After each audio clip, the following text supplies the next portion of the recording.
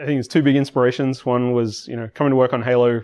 I still remember, playing CE for the first time co-op. First time I played through it co-op. Going through Silent Cartographer in co-op was just one of the most mind-blowing gaming experiences I've ever had. And the other thing is, I'm kind of an old man and sci-fi nerd, so, I grew up on Star Wars. I was a little kid when Star Wars came out, always a Star Wars junkie, so I love epic sci-fi, and, always wanted to work on a game that was big epic sci-fi, and I think, we're taking Halo and making it bigger and more epic than it's been before, so that's my inspiration for coming here.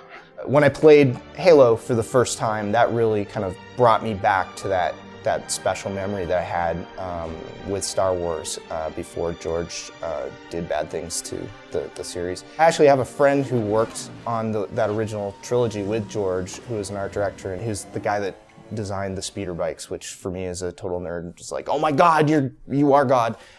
So he always talked to me about what it meant to have had an impact on something with such a lasting legacy. The opportunity to work on something like Halo that I really believe has the potential to reach an audience and make an impact the same way that Star Wars did to me was part of what inspired me to want to come here and work on the series. I know that a television series like Battlestar has been absolutely incredible as far as driving ideas and thoughts and what I can perceive and then bring to the player and put in their hands for their entertainment.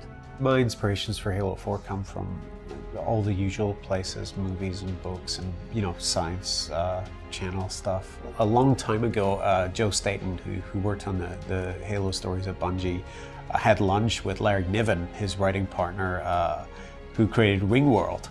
And, Joe was nervous about it. I was like, well, we have a Ringworld of sorts, you could say, precisely. In our game, and how do they feel about that? And the funny thing was, of course, that it was derivative for them too. They'd taken it from the idea of a Dyson sphere, which is a shell that envelops a star. So it's very hard to think about that scale as it relates to the Halo universe. But people like Arthur C. Clarke and Ian Banks and all these authors are always pulling bits from real ongoing science, and Halo does that to a limited extent. But it also borrows from other sci-fi elements in other medium. The thing I find most exciting about this project, and the thing that inspires me the most, is, oh, it's gonna sound corny, guys, so is the people.